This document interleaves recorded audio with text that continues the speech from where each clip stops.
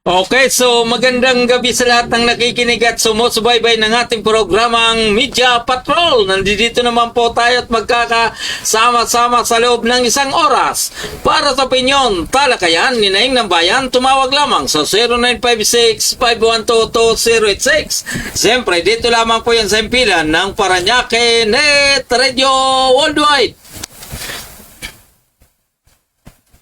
Luzon, Visayas at Mindanao. Ito po ang inyong lingkod, Kaspar Latam, na nagsasabing sa umagas, tanghali, maging sa gabi, tayo magkakasama-sama dito po sa ating programang Media Patrol.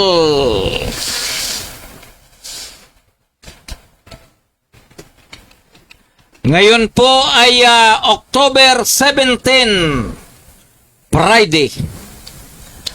At dito naman po sa Metro Manila, lalong-lalo na po dito sa lungsod ng Paranaque, mula umaga hanggang gabi o hanggang hapon, ay maganda naman po ang naging takbo ng araw natin. Bagamat may kunting ulan, ay feel na feel po natin yung pong weekend. Feel na feel po natin yung traffic. Hindi na po hindi na po balita. Bagkus kasama na po natin araw-araw. At bago po tayo magpatuloy, gusto po muna natin na batiin ang ating kaibigan na talaga naman pong ating maasahan. Ito pong ating kumpare na si paring Ramil Obra. Binabati po namin kayo ng happy birthday. Ngayon po ay October 17, ay talaga naman tayo po ay naimbitahan at tayo po ay buong puso nagpapasalamat sa ating kaibigan, kumpare, na ito pong si paring Ramil Obra. At doon po sa ating mga kaibigan dito po sa Metro Manila, bagamat ang pangunahing issue pa rin ay yan tungkol po doon sa usapin ng graft and corruption, doon po sa naganap sa usapin ng flood control, na sa DPWH naman ay talagang gisang-gisa na po sila. At yung pong ating mga kabataan naman na sa kasalukuyan ay sila po ay gumagawa ng aksyon, gumagawa ng hakbang para kalampagin ang ating gobyerno tungkol po doon sa usapin ng korupsyon sa kasalukuyan. Opo, pero maliban dito, para doon po sa ating mga kababayan, gusto po natin bigyan diin yung pong usapin sa ipinagbabawal na droga. At kanina po, talagang mahirap, mabigat sa kalooban, na kanina pong ganap na alas 11 ng Mr. Chairman, please pakilabas yung ating mga yung ating mga photos and videos doon po sa naganap na pagkahuli noong dalawang drug personalities diyan po sa lugar ng Bulungan, Paranaque City. At yung videos, tupalo na lang po siguro yung mga picture na gusto po natin ipakita sa ating mga kababayan, na yung pong usapin ng ipinagbabawal na droga ay tuloy-tuloy pa rin pong nananalanta sa komunidad. Pakiuna mo yung natin at ipakita mo na. Dahil bagamat masakit sa kalooban,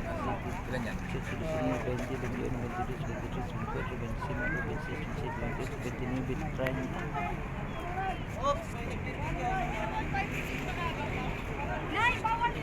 30. 30. Tanggalin mo yung hindi kailangan. Ito. Kita ka kasama yan. Yung non-drug, yung sa kabila. Ito. Doon sa kabila yan. Hindi,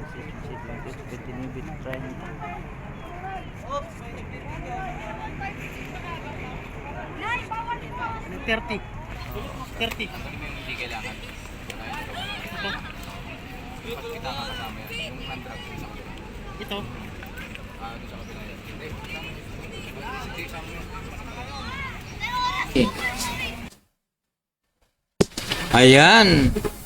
Oh, so makikita nyo po sa videos and photos.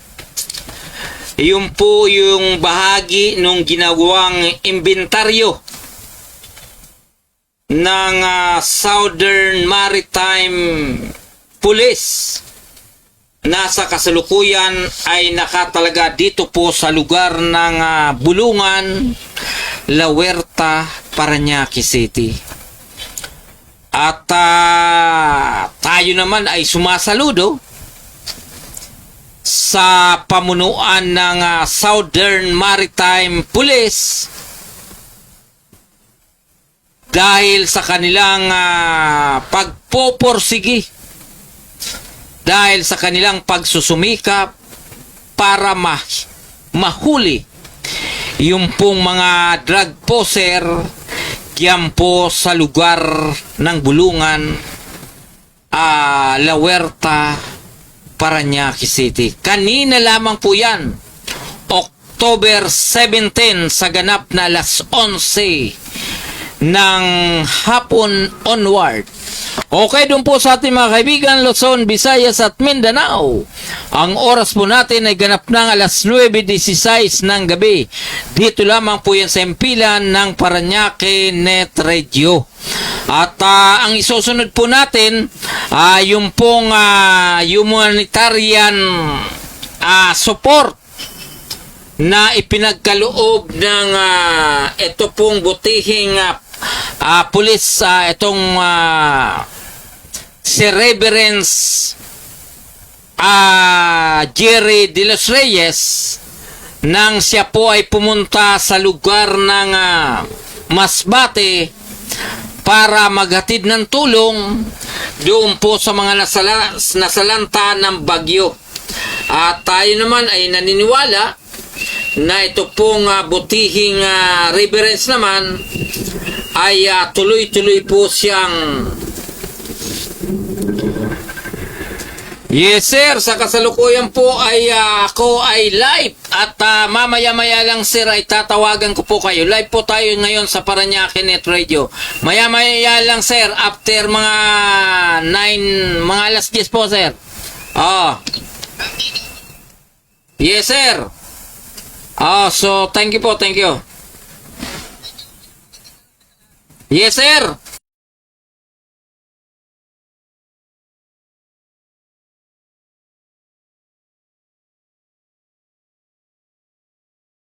Na miyembro ng sa Station Drug Enforcement Unit ng lungsod ng Parañaque. Okay?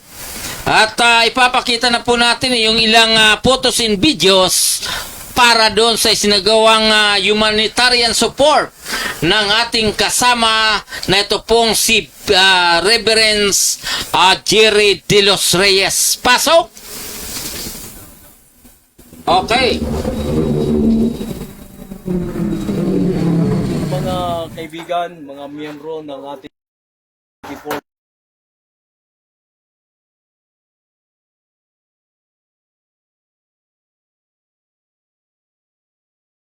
mga kaibigan, mga miyembro ng ating Community Force for Common Good, narito po tayo ngayon sa Masbate, sa bayan ng Baleno, sa Barangay Lipata.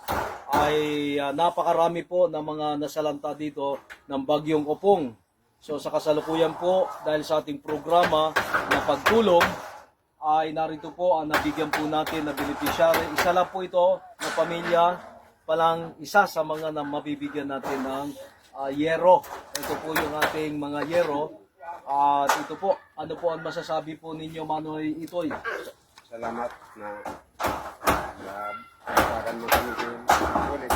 Okay, so maraming salamat daw po sa lahat ng mga sponsor. So isigaw po natin, Manay Jin. Sigaw po natin. Salamat, maraming salamat, sponsor. 1, 2, 3. Maraming salamat. Sponsor. Ayan, maraming salamat po sa ating mga sponsor. Okay, God bless mga kaibigan, mga miyembro ng ating Community Force for Common Good.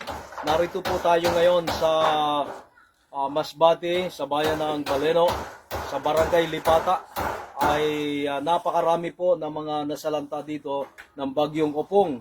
So sa kasalukuyan po, dahil sa ating programa na pagtulong, ay narito po ang nabigyan po natin na beneficiary. Isa lang po ito na pamilya, palang isa sa mga na mabibigyan natin ng yero.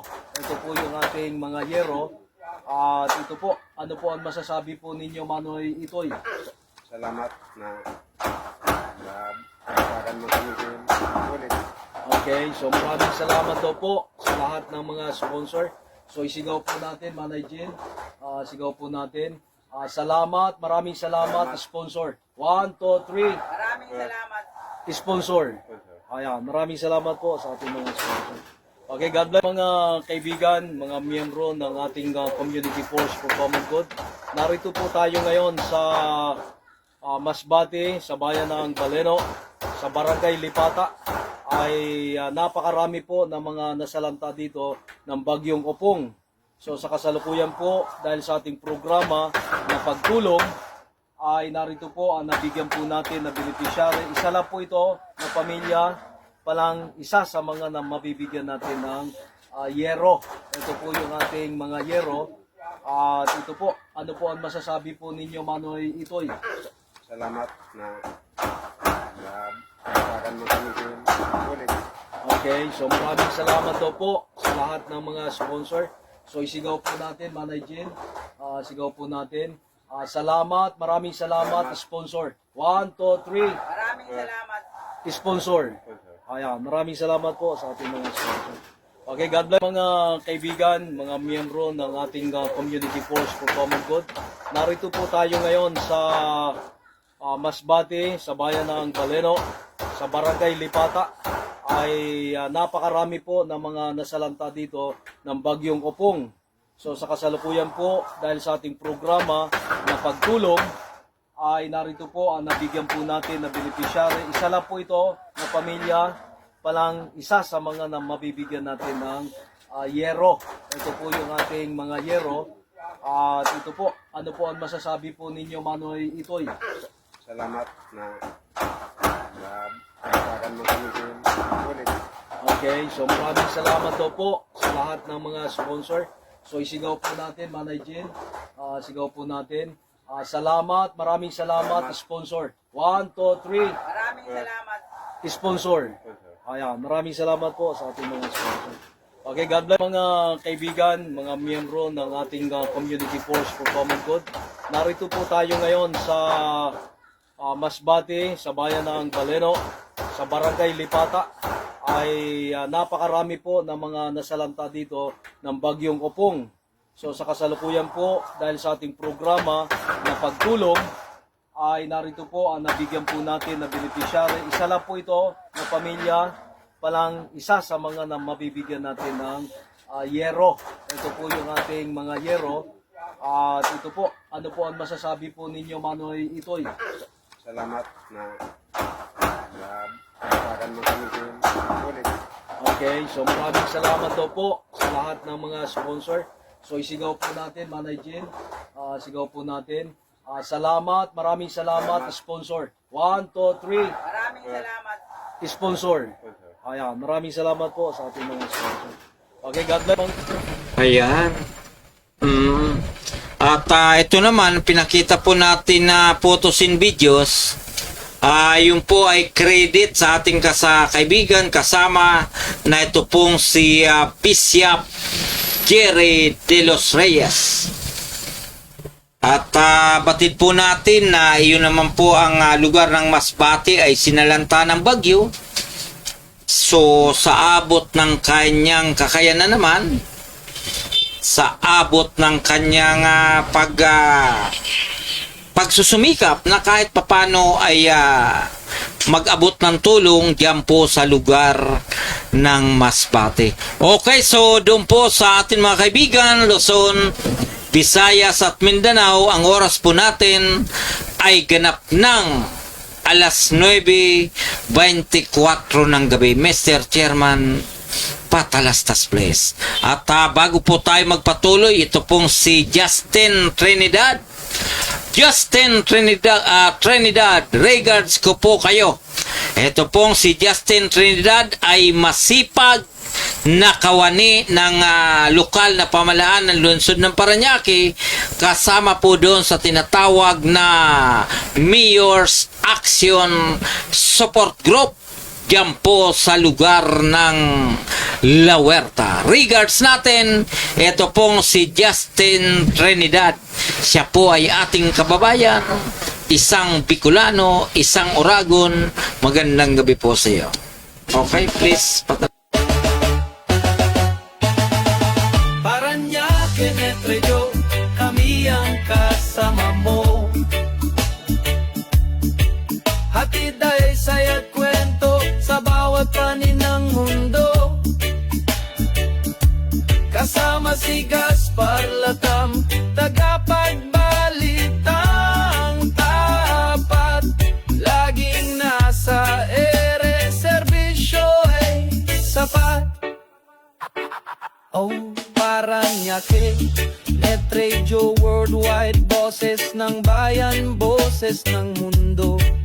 At kasama si Gaspar Latam, laging handang magatid ng totoo sa himpapawid. Boses ay malinaw, balita't musika sa puso'y dumadlaw. Mula sa bayan ng Parañaque hanggang sa dulo ng mundo, dalay pag-asa at ngiti. O Parañaque, Netreo, kami ang kasama mo. Hatid ay saya't kwento sa bawat panig ng mundo.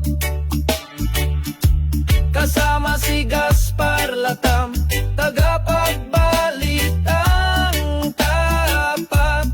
Laging nasa ere, serbisyo ay sapat. Kwento ng masa, boses ng bawat isa. Makulay na buhay dito ay nagsasama.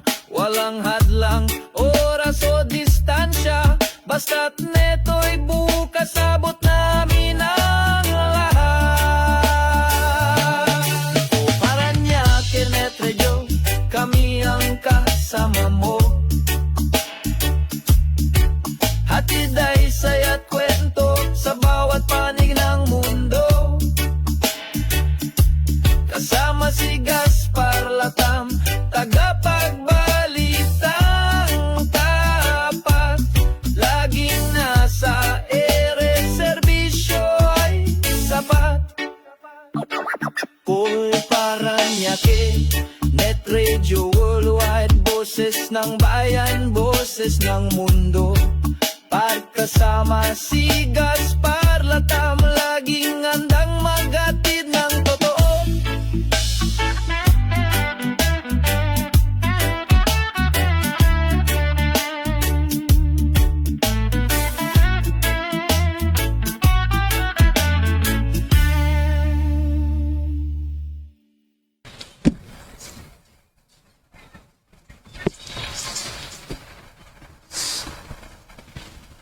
May picture tayo kay Pablo. Dapat sinanggawan mo ng ano. Oh. Ayan. Okay, so at ngayon naman po ay Biyernes, ano? October 17 na. 13 days before the November. At yung pong aming anniversary ay gaganapin sa October 30. At halos 13 days na lang. Sana naman yung ating mga kaibigan dyan. Baka pwede na po kayo magparamdam. Katulad po nitong si Justin Trinidad, sabi niya, pugi daw ako. Siyempre, saan ba tayo magmana? Tayo ay Bicolano, Oragon baga. Kita mo na, ayaw sumunod, ano?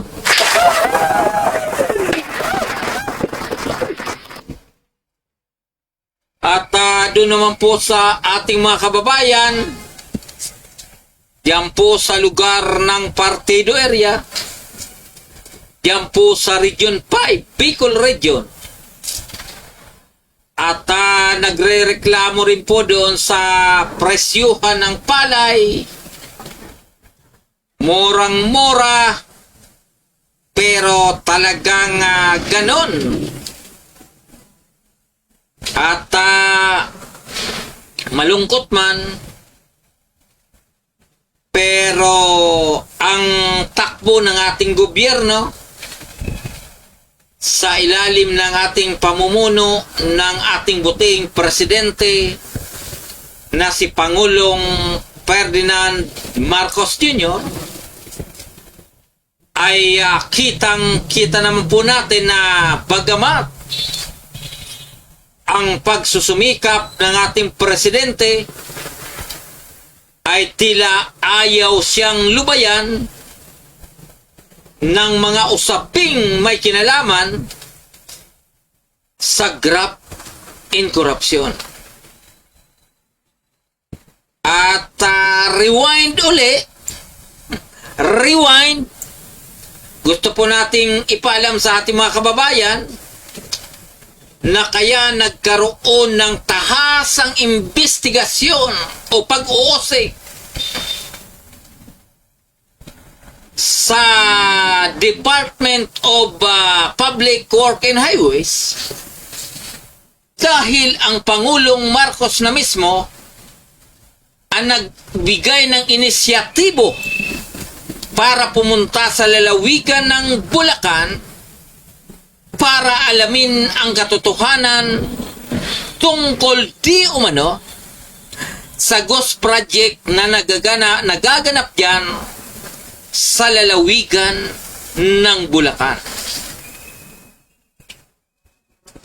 Malinaw naman, fast forward, na ang ginawa ng ating kasalukuyang presidente, PBBM, positibo ang kanyang expose na mayroon ngang nagaganap na katiwalian, mayroon ngang nagaganap na korupsyon sa ilalim ng departamento ng National Agency, national na pamuno naman, na mayroon pong nagaganap na korupsyon. Ngayon, fast forward na naman po tayo, nagkaroon ng investigasyon sa Kongreso, nagkaroon po ng investigasyon sa Senado, and bottom line, lumabas yung mga katotohanan na talagang bulto-bultong pera ang nakalagay sa lamesa. Nakaharap po yung mga district engineer, nandoon po ang deputy o assistant engineer, na sila po ay ginisa ng ginisa sa Kongreso maging sa Senado. At wag na natin banggitin lahat dahil nakakaumay. nakakaumay parang biko, na kapag palagi mong kinakain, pag palagi mong inaamoy, nakakaumay yung mga katiwaliang nagaganap sa gobyerno. Ang tanong, may solusyon ba sa investigasyon? Wala. Ang tanong, may solusyon ba sa ICI? Wala. Dahil sila po ay hindi mga korte, hindi po sila mga hukom para magbigay ng desisyon tungkol dyan.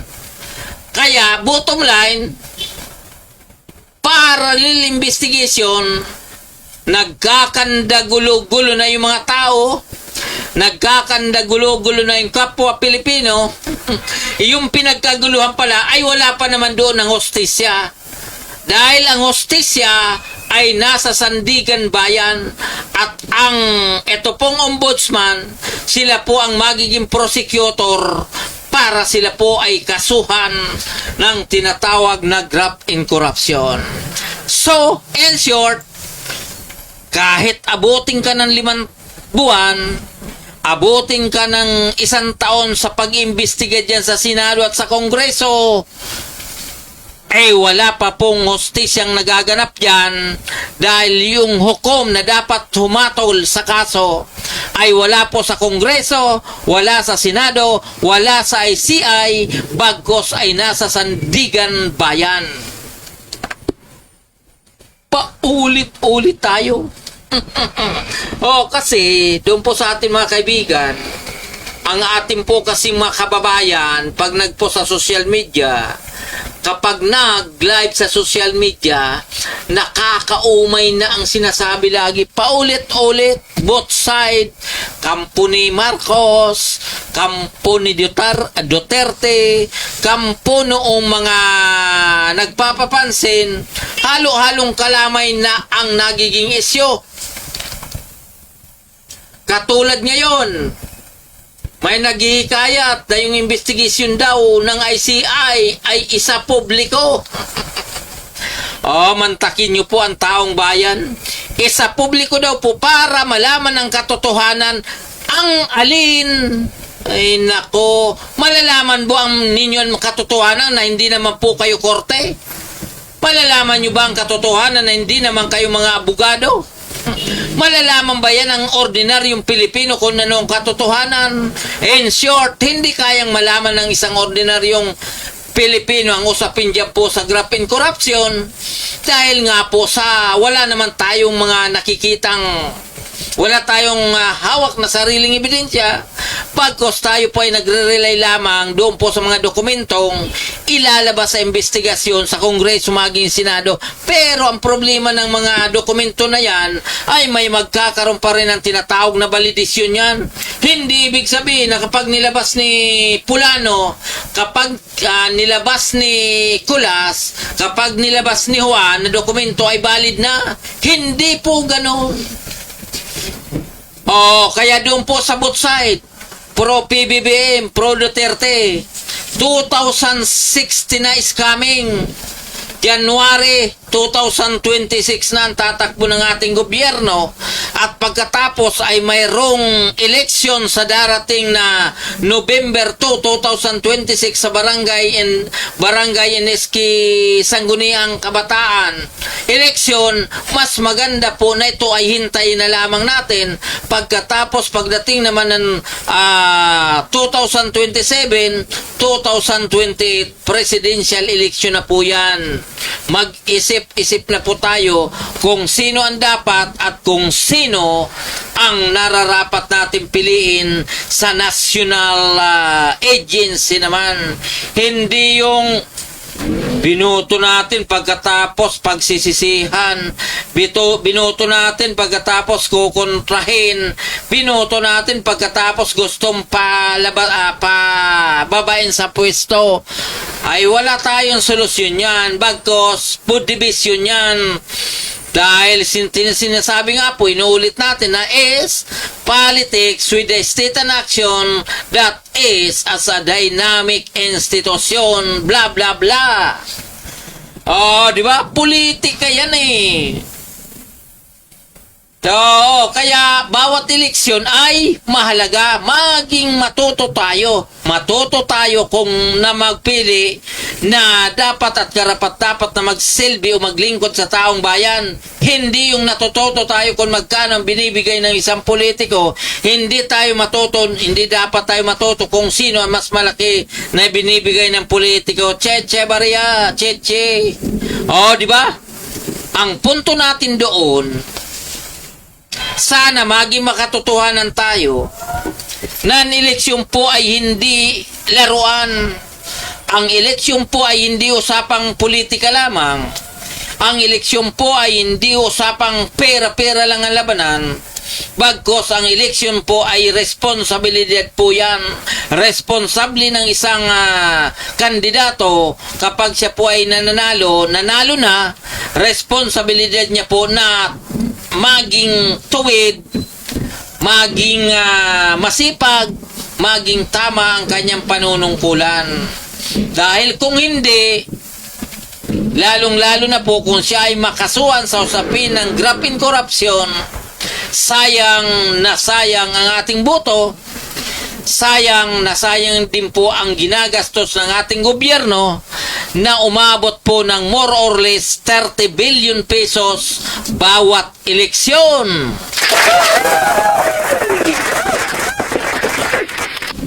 Oh, kaya mahirap ang sitwasyon natin ngayon. Uncontrolled ang FB o social media. Hindi po talaga totally ito kontrolado ng kung sino. Oh, kaya yung pong mga fake news, yung pong mga hindi makatotohanan ng balita ay nagkalat din. Oh, siyempre yung mga nagkakalat na yan, double-sided yan, maaaring kumukulikta po sila sa kabila, kumukulikta rin po sila sa kabila, dahil yung po ay usapang pera-pera lamang, usapang trabaho lamang, kung saan po sila may mahihita, kung saan po sila may makukuha, iyon po ang kanilang kakampi. So hindi po natin kontrolado ang ganong sitwasyon.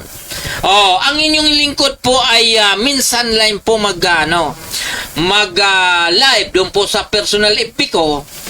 Bagamat ang ating sinasabi ay may katotohanan naman, ang yung lingkod po ay nagla-live sa studio po noong Paranaque Net Radio Worldwide dahil gusto natin ipaalam na bawat segundo, bawat minuto, bawat oras na pananatili natin dito sa programa, ganun din po sa bawat salita, bawat letter or letra na ating binibitawan sa ating programa ay ito po ay ating responsibilidad. Pananagutan po ito ng inyong lingkod eh. Oh, di ba? So, ako nga po is very proud or oh, dahil po ang inyong lingkod ay nagsimula pa bilang practitioner noong 2002 or 23 years ago. Kapag kami po ay nagkita-kita ng aming mga kasama sa media, yung pong mga gala, nagtatanong, Gaspar, ilan na ba ang kaso mo ng libel? O dahil yung mga kasama ko to, tad-tad po nung kaso ng libel. O, pero ako sa akin lamang, sa awa ng Panginoon, ang inyo pong lingkod nagsulat po sa iba't ibang tabloid, iba't ibang dyaryo, iba't ibang online studio. Sa kasalukuyan naman po ang inyong lingkod ay hindi pa inaabot yung tinatawag na kaso sa usapin ng libel. O dahil ang sinasabi ko po rito, bagamat hindi 100%, more or less, ay aabot po tayo ng 90%. Ay, tama naman. Oo, hindi po tayo katulad ng iba na yung pong kanilang mga sinasabi ay one-sided dahil doon po sa usapin ng kampi-kampihan. Di ba? Nangyayari po yan eh. Huwag na po tayo maglokohan na siyempre tayo naman ay ordinaryong Pilipino. Hindi mawala po yung magkaroon po tayo ng simpatya doon sa alam natin tao na gumagawa ng tama. Doon sa mga public official na gumagawa ng tama. So, ganun lang ang sitwasyon natin. Kaya yung pong ginagawa ng Batang Barsaga, yung pong ginagawa ng Batang Libiste, yan po sa Kongreso, we must be proud kung mayroon tayong mga ganyang bagong sibol na mga miyembro ng ating Kongreso. So, kung may tinatamaan ang ginagawa ng Batang Barsaga, kung may tinatamaan ang ginagawa ng Batang Libiste, so ito po ay inuulit natin na may tuturing natin na ito po ay bahagi ng kanilang trabaho bilang mga mambabatas. Ngayon, kung sila nga po ay lumabas doon po sa kanilang jurisdiction, sila po ay lumabas sa kanilang trabaho, ay pananagutan din po nila yun. Di ba? Di ba, Sir John Harold Ibasco Padilla, regards ko po kayo. At tayo naman po ay nagkita-kita tayo dyan po sa tahanan ng masipag, magaling na lingkod bayan ng lungsod ng Parañaque, na ito pong si kaibigang kumpare na si Ramil Obra. So nagkita-kita po tayo. So balik po tayo sa mga basic issue. Na pag-usapan natin, wala tayong magagawa doon po sa investigasyon ng Kongreso, wala tayong magagawa sa investigasyon ng Senado, wala po tayong magagawa sa takbo ng kaso sa Ombudsman, hanggang tayo po ay nagpaparating lamang kung ano ang nagiging kaganapan. Dahil, inuulit natin, wala po sa Kongreso, wala sa Senado ang hustisya. Wala rin po sa ibang departamento, kundi ang makakamtan lamang ang hustisya ng taong bayan doon po sa sandigang bayan kapag sila po ay nakasuhan ng ombudsman.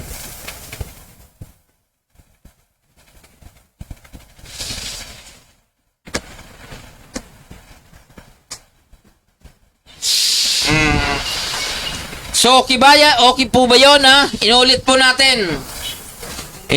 natin. Lahat ng organisasyon, lahat ng individual, hanggat maaari, instead na tayo ay magpagod, instead na tayo ay gumawa ng kaluskos o ano paman, ang inyo pong lingkod ay naniniwala na hindi na po kayang ganun-ganun na lang ang dapat gawin. Pagkos kung talagang kayo ay may tunay na prinsipyo at pagmamahal sa taong bayan, the first thing to do is gumawa na po kayo ng dapat at karapat-dapat na magiging standard bearer laban sa pamilya Marcos o kaya laban sa pamilya Duterte, na kung saan maaring sila po ay magbabanggaan sa 2000 national and presidential election naman. So, pagandaan nyo na po yan. Huwag na po kayo magdalawang isip. Hintayin nyo na lang pong matapos ang termino ni Pangulong Marcos, dahil yun po ay magtatapos sa 2028 May 31. Di ba? Kaysa kayo ay rally ng rally. Samba mara kakarating ang rally na yan. Gusto namin kalampagin ang taong bayan. Gusto namin kalampagin ang mga taong gobyerno. Gusto natin kalampagin ang Office of the President. Gusto nating kalampagin ang Office of the Vice President. Gusto nating kalampagin ang lahat ng department at department heads ng Administrasyong Marcos. Ang tanong, nandiyan ba ang solusyon? Nandiyan ba ang solusyon? Ang sagot, wala. Dahil ang inyo pong lingkod magkikwento na naman tayo ng kaunti. Dito na lang po sa university. Nang tayo po ay maligaw diyan po sa University of Makati. Ang inyong pong lingkod ay president ng iyong pong tinatawag na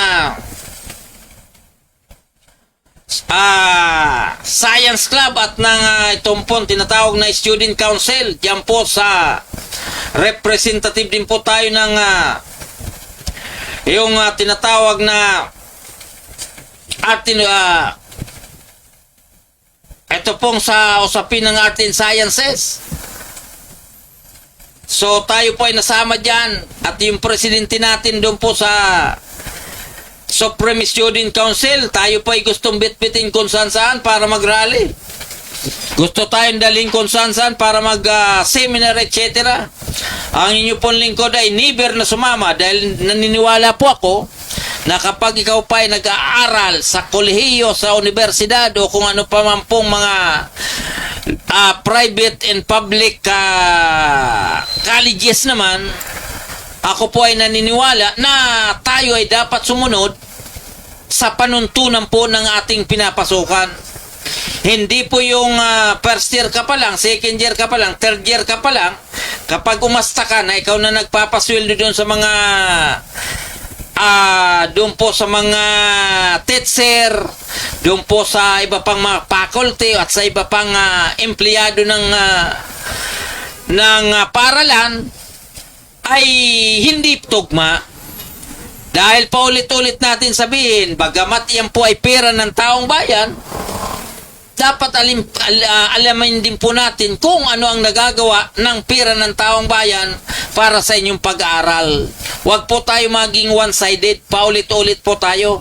Kapag kayo po ay nasa pampublikong paaralan, maging sa universidad, so siguro wala po muna tayo masyadong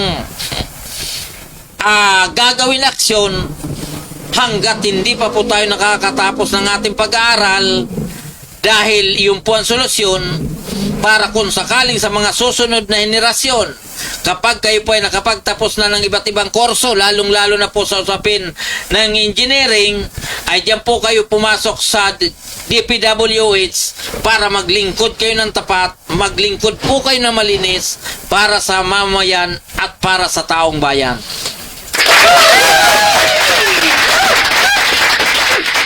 So ang oras po natin ay ganap ng alas 9:51 ng gabi, at malapit na po tayo magtapos. At yun po sa ating mga kaibigan, dito po sa Metro Manila, inuulit po natin, the Philippine Digital Media Society Incorporated were celebrating this coming October 30 for their first anniversary, and of course the OT King of National and City Directors ay kasama na po sa nabanggit na okasyon. So, doon po sa ating mga kasama sa Paranaque Net Radio at ganun din po sa PDMS ay tayo po ay maghanda-handa na dahil natuloy na po ang ating anniversary this coming 30 October 2025.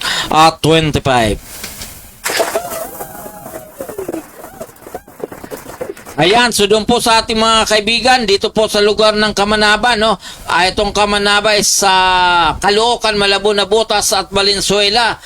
Kasama po natin dyan sila Roland Piña, and of course naman ang ating mga kasama dito sa Valenzuela, Redin Oro, maging dito po sa Quezon City, ito pong si Fred Lopez, and of course yan po sa lugar ng Taguig, ito pong si Tines Plana, maging dito po sa lugar ng Mandaluyong, ito pong si Doc Edward Selva, maging dyan po sa lugar ng Maynila, no other than it sa Maniego, Pangilinan, at iba pang mga city and city and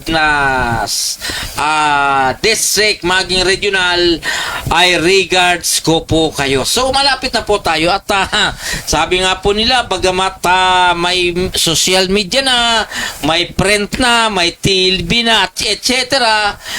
Tayo naman po ay nagre-rely doon po sa tinatawag na counterpart for unity. Kailangan po natin na magkaisa po tayo dahil ang ating, katulad po natin na mamamahayag naman, whether we like it or not, hindi po tayo kayang pigilan na mag-expose o maglabas ng mga katotohanan tungkol po sa mga kaganapan sa ating gobyerno, sa ating komunidad, at ganoon din po sa ating bayan. Ayan, so malapit na po tayo magtapos. Again, regards po natin ito pong si John Harold Di Basco Padilla at ganoon din po itong si Justin Trinidad at ang ating kaibigan na si Ramel O'Brien, of course. Doon po sa iba, regards ko po kayo at ganoon din po inuulat natin dito po sa lugar ng Calabarzon, Calabarzon is Calabarzon, Cavite, Laguna, Batangas. Ito po ay nasa region 4E na kung saan ang ating mga kasama naman ay tuloy-tuloy na nag-iikot para makakuha ng balita dyan po sa lugar ng Calabarzon. At ganun din po, siyempre humabol po yung ating kasama na ito pong si John Carlos Graho ng Unit 6 Media Patrol. Regards ko po kayo, 10 ng ating mga kasama mula po sa Unit 1, Unit 2, Unit 3, Unit 4, Unit 5, Unit 6, Unit 7, Unit 8. Regards ko po kayo. Okay, doon po sa ating mga kaibigan, Luzon, Visayas at Mindanao. Dito na po magtatapos ang ating programang Media Patrol. Ngayon po ay October 17, 2025, Biyernes. Bye-bye! Bye-bye! God bless us all! Bye-bye!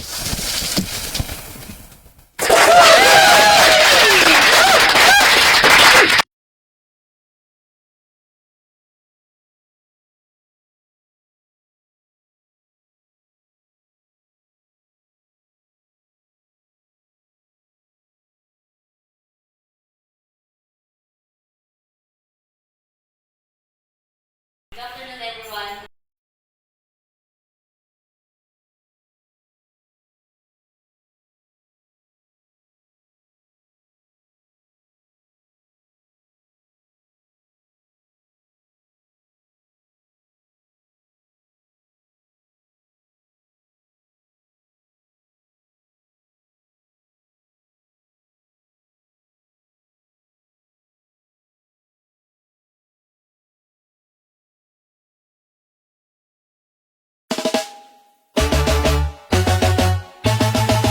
Paranaque Netreyo, kami ang kasama mo. Hatid ay saya't kwento sa bawat panin ng mundo. Kasama si Gaspar Latam, tagapagbalitang tapat. Laging nasa ere, serbisyo ay sapat. Oh, Paranaque Net Radio Worldwide, boses ng bayan, boses ng mundo. At kasama si Gaspar Latam, laging handang magatid ng totoo sa himpapawid. Boses ay malinaw, balita't musika sa puso'y dumadlaw. Mula sa bayan ng Paranaque hanggang sa dulo ng mundo, dalay pag-asa at ngiti. O Paranaque Net Radio, kami ang kasama mo. Hatid ay saya't kwento sa bawat panig ng mundo. Kasama si Gaspar Latam, tagapagbalitang tapat. Laging nasa ere, serbisyo ay sapat. Kwento ng masa, boses ng bawat isa. Makulay na buhay dito ay nagsasama. Walang hadlang, oras o distansya. At neto'y bukas abot namin ang lahat. O Paranaque Net Radio, kami ang kasama mo. Hatid ay saya't kwento sa bawat panig ng mundo. Kasama si Gaspar Latam, tagapagbalitang tapat. Laging nasa ere, serbisyo ay sapat. Paul Paranaque Net Radio Worldwide, boses ng bayan, boses ng mundo. Pagkasama si